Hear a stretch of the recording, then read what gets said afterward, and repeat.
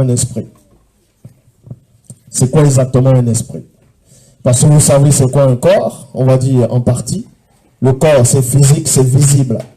Il y a une âme, l'âme c'est un corps astral. L'esprit c'est un corps spirituel certes, mais c'est quoi un esprit? Dans Origine, chapitre 1, verset 1, il est dit, le bas, pas la manifestation de Poulédi. Donc, Pouli sa volonté.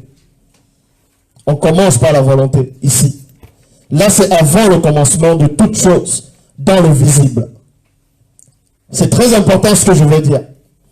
Premièrement, il y a la volonté. Et ensuite, il déclara par « et yala » qui est le verbe.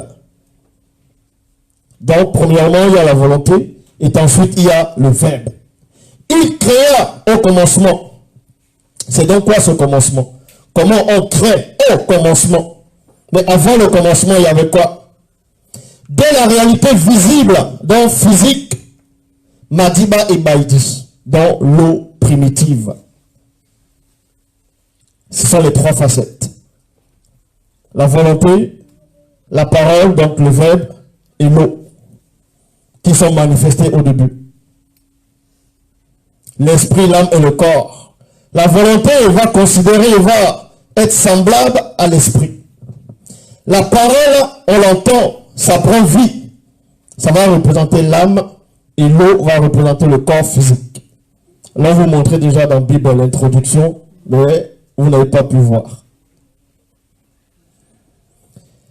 Bon, c'est quoi l'esprit? Et c'est quoi le commencement?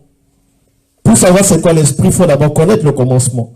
Puisqu'on vous dit que le bas, il crée au commencement. Le commencement va symboliser quoi? Ça va symboliser une terre fertile. Et il faut la semence pour créer au commencement. Parce que s'il n'y a pas de commencement, il n'y a pas la vie dans le visible. Il n'y a pas l'existence dans le visible.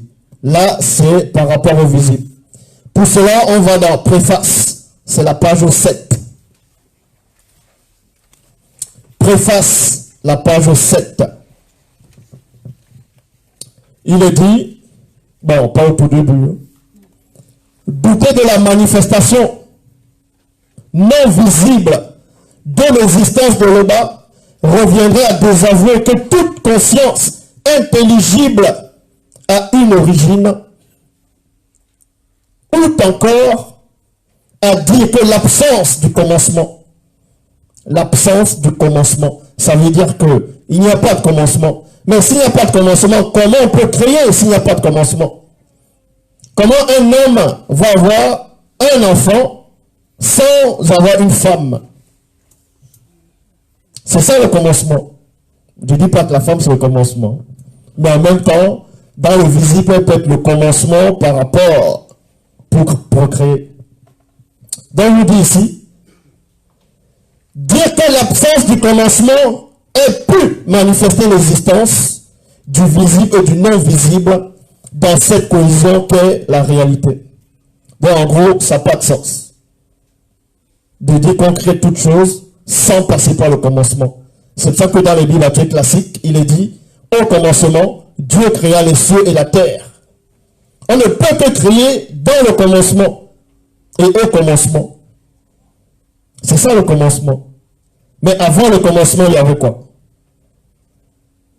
Pour cela, toujours dans préface, il est dit, s'il n'y avait pas eu, s'il y avait eu une introduction au commencement, donc en gros, si Loba avait eu une introduction au commencement, il serait manifesté de l'absence du commencement. Est-ce que vous comprenez ce que je suis en train de dire? Revenez-vous, vous allez comprendre. Là, c'est l'introduction. Après, on va entrer dans le vrai. S'il avait eu une introduction au commencement, c'est ça qu'on dit introduction, ça veut dire faire entrer. Quand tu veux semer, tu introduis la graine ou la semence dans la terre. C'est ça, introduire quelque chose. Et on veut dire, si Loba avait eu une introduction au commencement, il serait manifesté de l'absence du commencement, ou bien il aurait été engendré et animé. Vous allez comprendre pourquoi on dit ici animé. Dans l'enseignement, Vous allez comprendre le sens même du mot animé. Lui-même par une existence ou une volonté préexistante. Là, c'était l'introduction. C'était un peu pour vous réveiller. Et on va entrer maintenant dans le message. Origine chapitre 2, verset 20. On va vous révéler c'est quoi l'esprit. C'est quoi un esprit réellement. Parce que quand vous lisez dans les Bibles actuelles classiques, dans Jean 4, 24, il est dit que Dieu est esprit. Ça, c'est une grosse anomalie. Donc, Origine chapitre 2. Origine chapitre 2, verset 20, il est dit. Ainsi donc, Moto assigna des noms à l'espèce entière de quadrupèdes, et c'est des oiseaux et généralement de toute animalité de la nature visible. Mais il fut loin d'y trouver une compagne. Il y a point. Cet être élémentaire qui émane de lui-même c'est qui? C'est Moto. Là, on va dans le chemin de la révélation. Informé dans le mystère de la réflexion, de son moi divin, entre parenthèses, esprit. L'esprit, c'est quoi? C'est le divin. L'esprit, c'est le divin. Le moi divin, c'est l'esprit. Dans l'esprit, c'est une divinité. C'est l'être supérieur à un esprit. L'être supérieur à quoi? À la matière visible. À ce qu'on voit dans le visible. À ce qui est manifesté hors du non visible. C'est ça l'être supérieur. Et c'est un corps mystérieux, très étrange, dont on va entrer dans l'enseignement de l'esprit. Donc, dans Koudoumane chapitre 16, verset 3, c'est la page 656. La page 656. J'attends que certains puissent déjà arriver sur cette page. Koudoumane chapitre 16, verset 3, il est dit, il dut inévitablement se débrouiller enfin d'entrer dans le grand ordre de choses, dans réalité spirituelle, où il reçut son statut divin. On vous apprend que dans Origine chapitre 2 verset 20, l'esprit avec un majuscule, c'est le divin. Ça veut dire que quand Dieu savait introduit, en gros, il s'introduit lui-même dans le grand ordre de choses, il n'est pas encore esprit. Il n'est pas esprit. Il n'est pas corps, il n'est pas âme. Mais il est quoi? C'est de ça dont on va parler. Qu'est-ce que l'esprit? Donc, je répète, Koudoumane 16, 3, il est dit, il dut inévitablement se débrouiller enfin d'entrer. En gros, dans le grand ordre des choses. Parce que ce qu'il est de l'autre côté, on ne va même pas dire de l'autre côté ou bien un endroit, mais c'est pour que vous puissiez mieux comprendre. Avant le dépouillement, il ne pouvait pas intégrer directement dans la réalité spirituelle. Il fallait qu'il se débrouille premièrement pour devenir un esprit avec un E majuscule. Mais avant, il n'était pas esprit. C'est pour ça que c'est une hérésie de dire que Dieu est esprit. Parce qu'ils sont limités. Origine chapitre 2, verset 21. Origine 2, 21. Origine chapitre 2, verset 21. Nous te dit, c'est-à-dire l'entité, va fermer les yeux de l'esprit de Moto. Dans le mystère du grand voile, il y a point. Moto tomba ainsi dans l'oubli du néant originel, dans la non-conscience, de la non-existence du visible, et qui, dans le plan visible, s'endormit soudainement dans un profond sommeil. Cela arriva, écoutez attentivement, cela arriva, afin que Moto ne puisse connaître le mécanisme vibratoire spirituel, il y a virgule, le secret de l'introduction. Il y a toujours introduire à l'existence de la vie à partir de son propre esprit. Ça veut tout simplement dire la vie est contenue dans l'esprit. Premièrement. Et la semence de l'esprit, c'est la vie. Mais c'est quoi la vie? Vous n'avez pas capté, vous n'avez pas encore, vous ne comprenez pas ce que je dis. Ou bien. Donc, il y a le corps physique. Le corps physique, il y a les intestins, il y a l'os, il y a le sang, il y a la chair, les nerfs, ainsi de suite, les tissus, tout ça. C'est contenu dans le corps physique. Et dans le corps physique, il y a une âme. Donc, il y a trois corps. Il y a le corps astral, qui est l'âme, le corps spirituel et le corps physique. Mais quand on dit le corps spirituel, ça veut dire quoi? Ça veut dire que c'est un véhicule, c'est une enveloppe, l'esprit. C'est ça qu'il a dit, le corps spirituel, c'est un esprit. Donc il y a quelqu'un qui porte forcément un corps spirituel, qui est l'esprit. Et c'est la vie qui porte ce corps. Non, vous voyez toujours pas. La vie porte le corps. Le corps de la vie, c'est quoi? C'est l'esprit. Le corps de la vie, c'est l'esprit. Le corps de l'âme, c'est le corps physique. Est-ce que vous comprenez? Ou bien on pas doucement. Origine chapitre 15, verset 74, page 50. Page 50. Vous allez comprendre pourquoi on dit l'après-vie, ainsi de suite. Origine chapitre 15, verset 74, à page 50, il est dit. C'est pourquoi la première manœuvre contre le peuple noir concerne l'effondrement de toutes ses connaissances, dont l'essentiel de sa documentation sur les sciences interdites de l'après-vie. Il y a virgule. De l'après-vie. L'après-vie, dans une autre facette, ça veut dire après la vie, il y a quoi? Vu que l'esprit porte la vie. Et en même temps, la vie, on va dire, porte l'esprit. Donc il y a deux sortes de vie. Il y a vie avec un V minuscule que l'esprit va porter. Il y a vie avec un V majuscule. Son corps, c'est l'esprit. Ou bien je change d'enseignement, c'est trop... Donc, on va un peu faire la différence entre V majuscule et V minuscule. Vie avec V minuscule, c'est la semence de l'esprit. C'est pour ça qu'un homme va avec une femme, il va procréer, un être va sortir. Parce qu'il y a déjà la semence à l'intérieur. Et c'est une vie. C'est pour ça qu'on dit, j'ai donné la vie à tel enfant. En gros, dans cette vie, l'enfant a un esprit. Et la vie de l'enfant, c'est dans son esprit.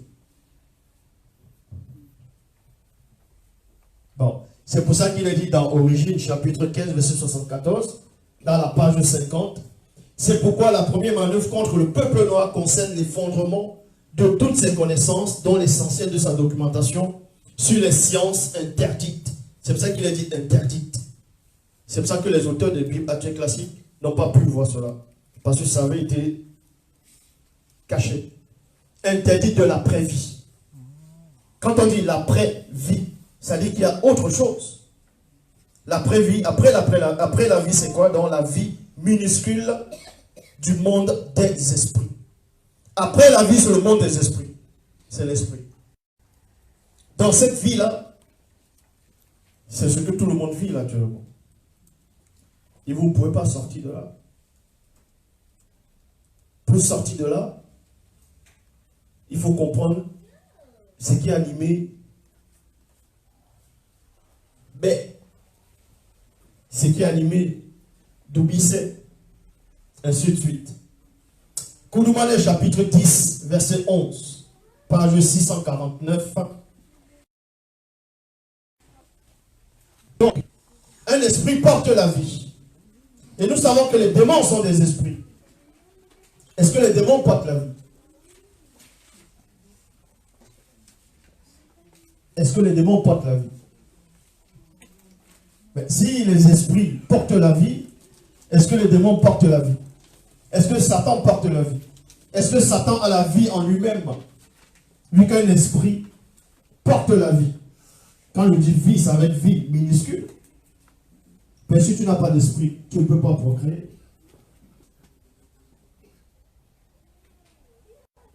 Koudoumane chapitre 10, verset 11. La page 649, il est dit, mais Kola Ita refusa et dit à la femme, tu ne sais point de quelle espèce d'esprit tu es animé. Le mot animé apparaît pourquoi? Parce que quand quelqu'un est possédé, il est animé. Animé, ça veut dire quoi? Il faut que tu puisses avoir une vie pour être animé. Comment? Mais si tu n'as pas de vie, tu n'es pas animé. Or, vu que les démons n'ont pas la vie en eux-mêmes, les démons, ce sont des esprits de mort, en gros. Mais dans le plan visible, quand ils te possèdent, ta façon de faire et de réagir, on te dit que tu es animé. Donc ça voudrait dire, c'est le contraire de la vie. Tu es animé par la mort. C'est ça que le mot animé. Dans le démon, voilà, c'est comme si les gens vont penser que le démon est une sorte de vie qui va bouger à l'intérieur du possédé, et le possédé il est animé. Ça, c'est encore notre mensonge. Origine, chapitre 3, verset 14.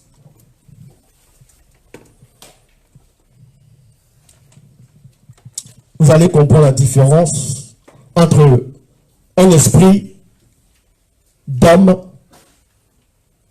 les esprits en tant que démon Satan, ainsi de suite, et les esprits supérieurs par rapport à cette vie-là. Origine 3, verset 14. Origine 3, 14. Nous pas te dit à Satan, le mot qui m'a donné le mauvais esprit, à travers le grand dragon, à travers le grand serpent dragon, puisque tu as fait cela, aussi dans la dimension physique, tu seras également maudit entre tous les futurs initiés. Nous pas te dit, s'adressa aussi au grand serpent dragon en ces mots, puisque tu as comploté avec Satan, le maudiment de le mauvais esprit, afin de causer ce malheur, tu seras une passion maudite au sein de l'espèce animale. Et parmi tous ceux qui vivent dans la nature, d'après ton inclinaison tortueuse, tu seras agité. Non, tu agiras bassement, ta source s'inclinera, déclinera plutôt. Ainsi, Satan, le mauvais esprit, se nourrira de ses erreurs tout le moment de son existence. Il n'est pas dit ici tout le moment de sa vie. L'existence et la vie, c'est deux choses. Dans certains plans, c'est pareil. Dans d'autres plans, c'est deux choses distinctes.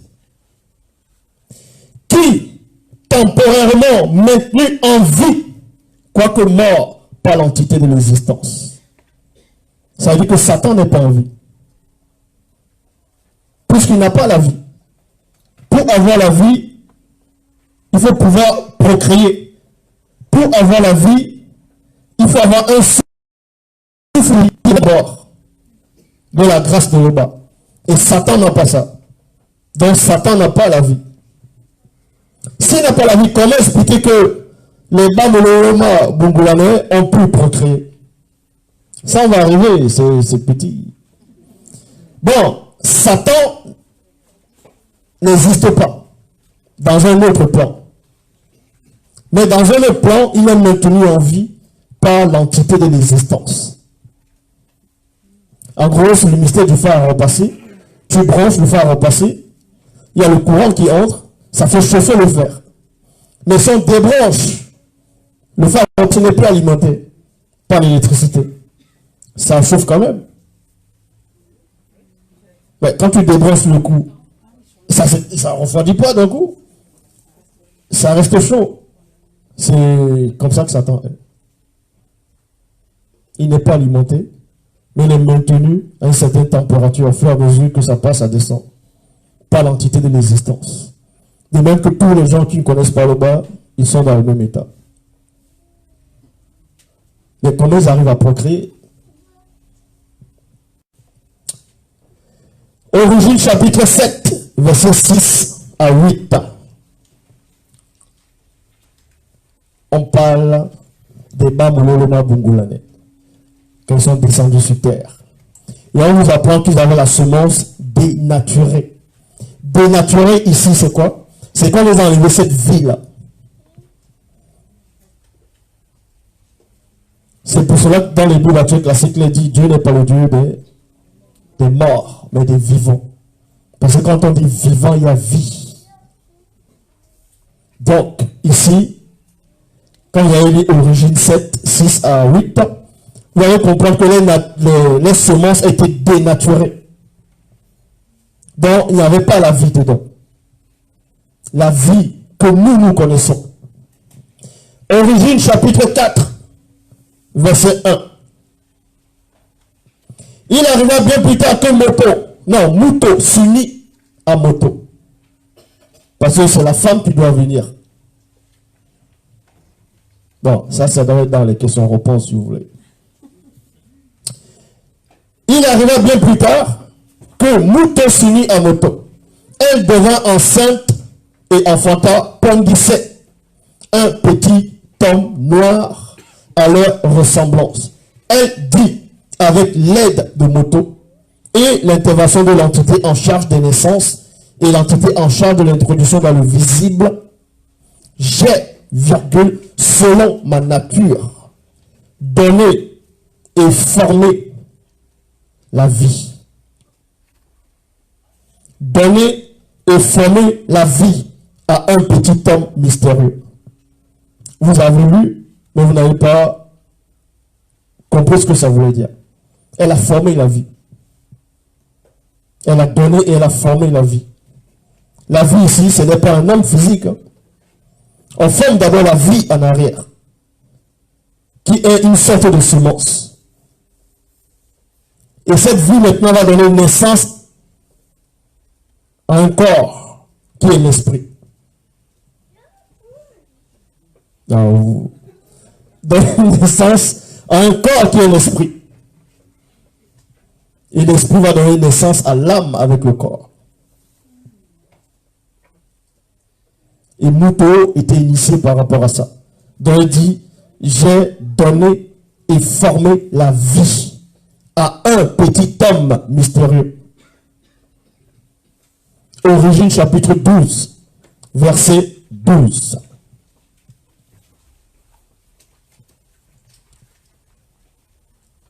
Là, c'est par rapport au temps du patriarche. Quand il allait avec, on va dire, sa femme, qui était comme sa sœur, il dit, en gros, quand on va le voir là-bas, on va le tuer lui. Et on va laisser quoi? Qui va lire ce passage? Ainsi aussi, quand les blancs te verront, ils diront, c'est sa femme. Alors ils me tueront et te laisseront la vie. Et te laisseront la vie et non en vie. Tu vois, il y a la différence. Te laisser la vie ou te laisser en vie, c'est deux choses. Et te laissera la vie. Parce que la vie, ça s'enlève. On enlève d'abord la vie dans l'esprit.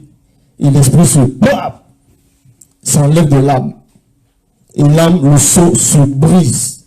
Le cordon d'argent. Il a laissé en vie. Et laissé la vie. Origine chapitre 20, verset 19 à 20. Il est dit. Et Mboti lui répondit, puissant visiteur, je te prie. Verset 20. Voici, j'ai trouvé grâce à tes yeux. Et tu as montré la grandeur et la miséricorde à mon égard, en me concevant la vie et non en vie. Parce que les entités peuvent, ils t'enlèvent la vie. Et ça veut dire, si tu enlèves la vie, l'esprit n'a plus de semence. Donc l'esprit va faire quoi? Elle se détache de l'âme. Et repart dans le lieu initial. Parce qu'il n'y a pas la vie dedans. C'est pour ça que Doublissé n'est pas mort. Parce que la vie est restée. Mais on va entrer plus tard. Si le roi le permet. 2 Rois, chapitre 2, verset 6, donc King, toujours dans la Bible. Là, c'était à l'époque où on avait envoyé des soldats pour récupérer Bé. Il y a eu le feu qui est descendu, ça a consumé. Dans 2 Rois, chapitre 2, verset 6, King et Béba. 2 Rois, chapitre 2, verset 6, il est dit, je sais qu'un feu conscient est descendu du ciel et a exterminé les 2 premiers officiers et les hommes. Mais, je t'en prie, mais, je t'en supplie, épargne ma vie. Épargne ma vie. Il n'a pas dit épargne-moi, mais épargne ma vie. Ça veut dire que cet homme-là savait qu'il avait la vie. Il avait un corps physique, il avait une âme dans un corps astral, il avait un corps spirituel, et dans le corps spirituel, il y a la semence, c'est la vie. Donc il dit, épargne-moi cette vie-là, parce qu'eux-mêmes ils étaient initiés, c'est non initiés par rapport à ça. Deutéronome chapitre 16, verset 5, page 134. Page 134. Ce que je venais de lui dire,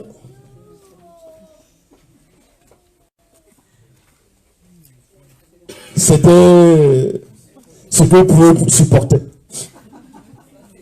Maintenant, Deutéronome chapitre 16, verset 5, page 134. Choisis le chemin de la vie. C'est vie écrit comment? V majuscule. On te demande ici, choisis le chemin de la vie. Ça dit que la vie a un chemin. Mais quand on te dit la vie ici, dans Deutéronome 16, 5, ce n'est pas la vie, la respiration. Ce n'est pas toi. Ce n'est pas une créature simple. Là, ici, on s'adresse à un être qui est au-delà du spirituel. Et oui, Antoine. On va aller tout doucement. Deutéronome. Choisis le chemin de la vie. Parce que la vie va emprunter un chemin d'abord. Puisque la vie même doit être initiée d'abord. Afin d'emprunter un corps qui est l'esprit.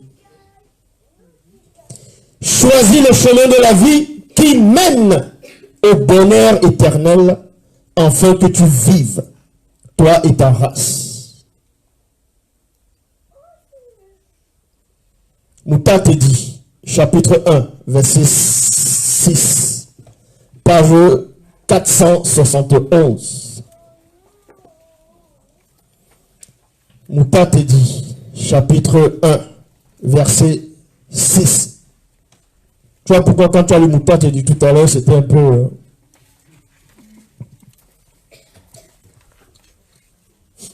L'Oba, par la manifestation de sa volonté, a donné l'être et le mouvement perpétuel, entre parenthèses, vie, non visible à l'entité de sagesse. Il y a point.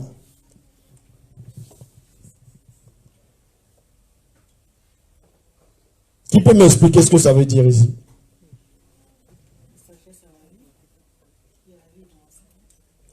La sagesse à la vie, il y a la vie dans la sagesse. L'Oba, par la manifestation de sa volonté, a donné l'être et le mouvement perpétuel. Vie. L'être et le mouvement perpétuel, c'est la vie. Avec un V majuscule. Non visible. Ah! Il a donné ça à qui? À l'entité de sagesse. En gros, c'est l'entité de sagesse qui est là. Qui est cette vie-là. Ça veut dire que cette vie-là, c'est déjà, on va dire, le mouvement perpétuel. Je veux dire des choses ici qui vont embrouiller les gens sur YouTube. Mais supportez un peu ma folie. En gros, ça veut dire, tout simplement, ce qu'on appelle les entités du grand ordre des choses, avant d'être des entités, ce sont des vies. Mouta te dit, est la vie. Benin Goudi, c'est la vie. Les entités du grand ordre des choses, ce sont des vies, avec un V majuscule. Mais ils doivent en prêter un corps. Et c'est ça l'entité. L'entité, c'est l'esprit. On va prendre les versets, vous allez mieux comprendre. Donc je répète. Au commencement, il y a, on va dire, on va placer un esprit qui est là. C'est ça qu'on dit l'esprit de sagesse. Mais, un esprit encore. Puisqu'on décrit les esprits. Mais est-ce que tu peux décrire la vie? Ça, c'est une autre forme de conscience. Très élevée. Donc, quand on manifeste les entités, on va dire des vies. Plusieurs formes de vie. C'est ça qu'on dit plusieurs formes de vie. Qui n'ont rien à voir avec les formes de vie, c'est-à-dire l'animal, le chien, ainsi de suite. Non. Plusieurs formes de vie. Ce sont pas des esprits. Ce sont des vies. On sait que cette vie-ci va porter, on va dire, qui a plus de puissance. On va former son corps spirituel. Et on va le nommer Benin Goudi. Et Benin Goudi, quand on le voit, c'est un corps spirituel. C'est pour ça qu'une entité peut résonner à l'intérieur d'elle-même. Parce que l'esprit, c'est un corps, en gros. Mais ils font un avec le corps. On ne les dissocie pas. C'est ça que son père avait dit. De même que vous allez porter un corps physique, vous allez porter un corps spirituel. Mais si tu portes un corps spirituel, ça veut dire forcément tu es dans le corps spirituel. Mais quand on te voit, c'est l'esprit qu'on voit. En gros, c'est la vie. On répond à la préface. Page 8.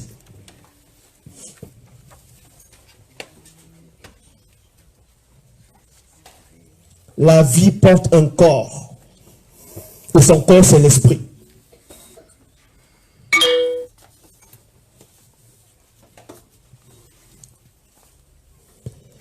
Préface, chapitre 8. Au cours des années antidiluviennes, d'innombrables sont des manifestations de formes de vie. C'est ce que je suis en train d'expliquer. On n'a pas dit manifestation de forme d'esprit ou forme d'entité. Manifestation de forme de vie dont nous en avons entendu parler. Ils ont entendu parler, mais ils n'ont pas compris. Parce qu'on ne peut pas décrire ces esprits-là. En gros, ces vies-là. Parmi toutes ces formes de vie, il en est une unique. Dans... Ah, vous n'êtes pas concentré. Éphéméride non visible de la création. 2 points. Les esprits, en gros les entités du grand ordre de choses. Ce sont elles qui sont ces formes de vie. En gros, ici, après 2 points, pas des entités, ça veut dire qu'elles ont porté des corps. Elles sont devenues esprits. C'est pour ça qu'il est dit, dans le Bible classique, dans le livre d'Hébreux, que Dieu fait de ses anges des esprits. Dans certaines versions. Ben, un ange, c'est un esprit. Comment on le fait encore esprit? Si on dit Dieu fait des anges, des esprits, ça dit qu'au départ, ce n'est pas des esprits. Ce sont des vies qui portent un corps pour le plan spirituel. Mais avant le spirituel, ils n'étaient pas.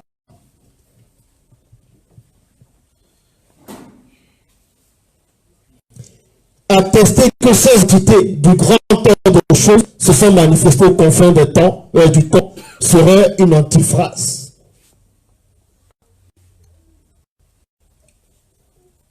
Aux confins des temps. S'ils ont eu le début à cet instant, c'est l'antiphrase. Parce qu'ils n'ont pas eu le début à cet instant-là. Car en cette antériorité, le temps n'était pas manifesté encore tel que nous le concevons dans le visible. Pourtant, de cette antériorité, les esprits, en gros les entités du grand temps des choses allaient être manifestées séparément au fur et à mesure. Donc c'est quoi la vie? C'est quoi la vie? On voit des mouettes, il y a un petit chien qui passe là. C'est pas la vie.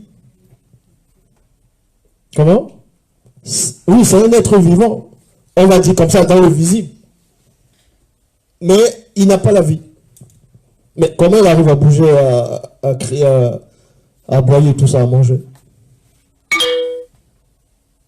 Parce qu'il est maintenu par l'entité de l'existence. Il est maintenu. Il a l'être, le mouvement, mais il n'a pas la vie. Parce que si tu as la vie, tu ne meurs pas. Eh oui. Si tu as la vie en toi-même, tu ne meurs pas.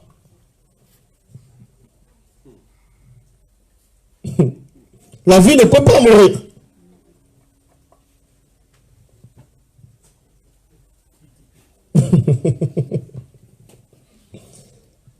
Satan n'a pas la vie, c'est pour ça qu'il a péché. C'est pour ça qu'il est ce qu'il est. Les démons n'ont pas de vie, ils sont maintenus à l'existence. Tu meurs parce que tu n'as pas la vie. Comment se fait-il que Koudoumane est mort physiquement alors qu'on te dit qu'il est le prince de la vie? Puisqu'il dit sur le chemin, la vérité et la vie. Lui-même il le dit, hein, qu'il est la vie. Mais les gens n'ont pas compris ce que ça voulait dire. Quand il dit il est la vie. C'est pour ça que dans les Bibles classiques, on vous dit que Dieu a la vie en lui-même. Il a aussi permis que le Fils puisse avoir la vie aussi en lui-même. Mais là, c'est n'importe quoi. C'est mal écrit. Origine, chapitre 3, verset 23. Page 23. Plutôt, Origine, chapitre 3, verset 22, page 23. Nous pas te dit, c'est-à-dire l'entité, se dit en lui-même. Bon, se dit en elle-même, mais ici, c'est Mouta te dit, se dit en lui-même. En lui. Se dit en. En, ça veut dire quoi? À l'intérieur. Mais si tu es esprit, et que tu as les yeux, forcément, tu es esprit partout, même à l'intérieur de toi, tu es esprit. Tu peux plus te permettre de dire en toi-même, lui que tu es déjà suffisant, tu es déjà complet. C'est-à-dire qu'il y a un autre lui qui est la vie, qui porte le corps que tu vois en tant qu'entité.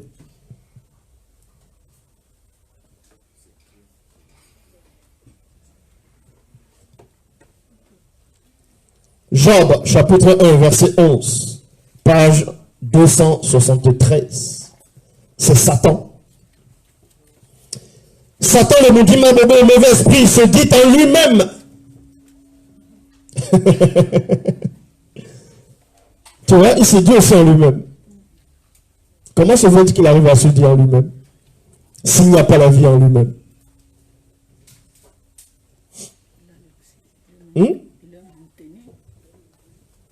C'est le même principe aussi. Parce que, de même que vous êtes conscient qu'il a existé en tant que chérubin et qu'il faisait le bien au départ, c'est ça qu'il arrive encore à se dire en lui-même. À la grande consommation, il n'y aura plus cette notion dans lui-même. Que celui qui a des oreilles, la compréhension pour comprendre.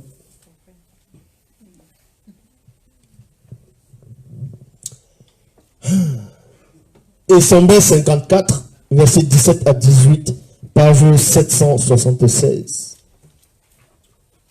Il est dit,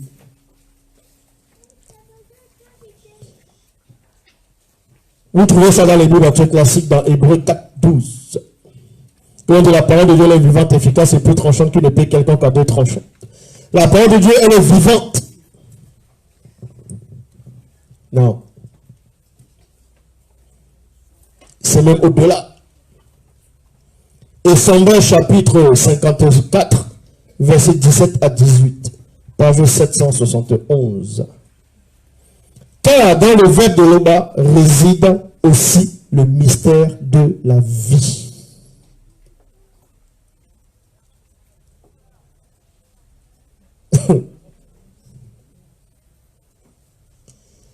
Car dans le verbe de Loba réside aussi le mystère de la vie. Ça veut dire quoi?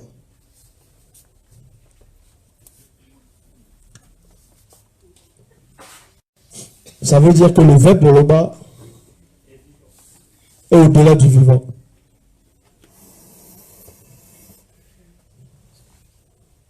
Pour ça, on te dit, dans le verbe réside aussi le mystère de la vie, avec un V majuscule. C'est pour ça que vous ne pouvez pas avoir le verbe de Loba. C'est pour ça que le verbe de Loba ne va même pas prendre un corps spirituel pour t'apparaître. Parce qu'au départ, bon, les gens peuvent tendre mes phrases. Parce qu'au départ, il n'est pas cette vie-là, mais au-delà de la vie. Il fait que la vie pour porter un corps. Comment Koudouman a pu porter un corps? Parce qu'il a fait quelque chose qui ne devait pas se faire dans la compréhension. Je n'ai pas dit qu'il a mal fait. J'ai dit bien quelque chose qu'on ne devait pas faire dans la compréhension. Il est devenu la vie. Il a pris un corps spirituel. Il est sorti du spirituel. Il est devenu astral. Il a pris un corps physique. Il te montrait les étapes parce qu'il a connu le dépouillement. Dépouiller, c'est tu enlèves ça. Toutes ces consciences. C'est pour ça que les auteurs de la Bible, ils disent que la parole a été faite chair. Mais non.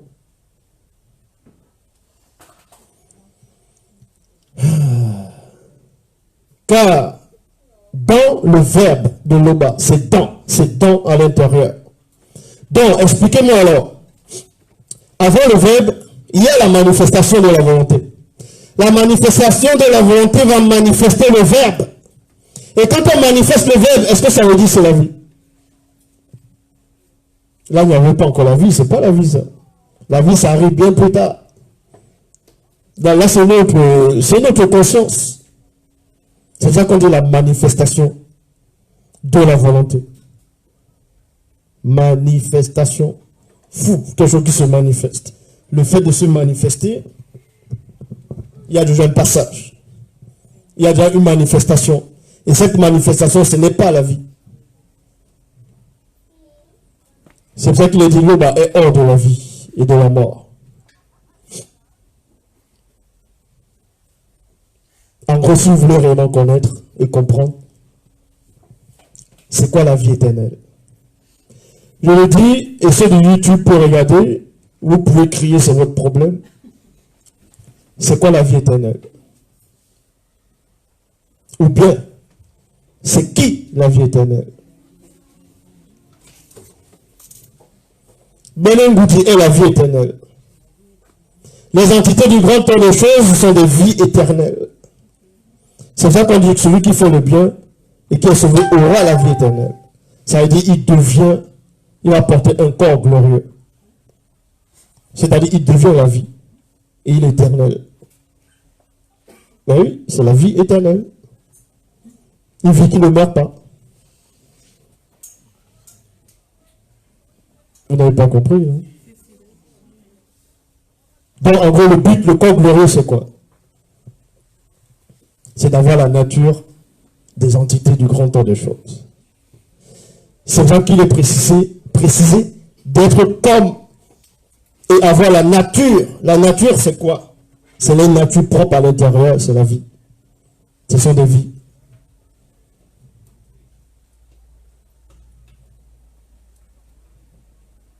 C'est ça la vie éternelle. C'est pour ça qu'il est dit dans le Bible, la vie éternelle consiste à te connaître. Toi et celui que tu as envoyé. Vous avez dit la vie éternelle consiste à te connaître. Il même pas là que l'homme n'est pas la vie éternelle, puisqu'il manifeste la vie éternelle. L'homme n'a pas besoin de vivre éternellement. Lui qui est hors de ça. Il est hors de la vie, de l'existence, de monde, de tout ce que vous pouvez imaginer. On appelle ça comment?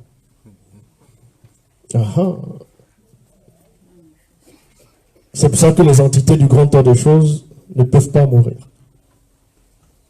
Ce sont des vies éternelles. Et vivent la vie éternelle. La vie qui n'a pas de fin. Et c'est ce que l'homme doit avoir. Oui, l'enseignement que j'ai donné là, c'est... Je sais que ça embrouille. Certains vont dire, mais ça va être compliqué maintenant. Non, c'est pas compliqué. Ça change quoi? Vous êtes toujours là, des corps. Vous avez une âme, vous avez un esprit. Sauf qu'à l'intérieur de l'esprit, il y a la vie. Mais sauf que cette vie doit changer. Doit être vie majuscule dans ça qu'on appelle la vie éternelle. Le corps glorieux. Si vous avez des questions, vous pouvez les poser. Donc, vous l'avez dit, la vie qu'on a actuellement, c'est pas encore la vie avec le grand V.